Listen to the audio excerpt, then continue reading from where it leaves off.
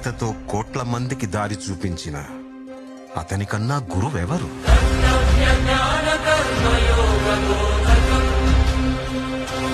రక్షణ కోసం సముద్రం మధ్యలో ద్వారకా నగరాన్ని కట్టిన అతనికన్నా గొప్ప ఆర్కిటెక్ట్ ఎవరు? వేణుగానంతోనే గోవుల్ని గోపికల్ని కట్టిపడేసే అతన్ని మించిన మ్యూజిషియన్ ఎవరు?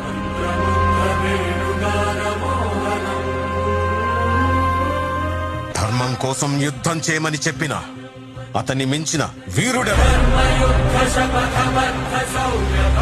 హోమయాగాలతో వర్షం తెప్పించిన అతనికన్నా ప్రకృతిని అర్థం చేసుకున్న క్లైమటాలజిస్ట్ ఎవరు? అన్కంట్రోలబుల్ ఆర్పిఎం తో తిరిగే సుదర్శన చక్రాన్ని కంట్రోల్ చేసే అతనికి మించిన కైనెటిక్ ఇంజనీర్ ఎవరు?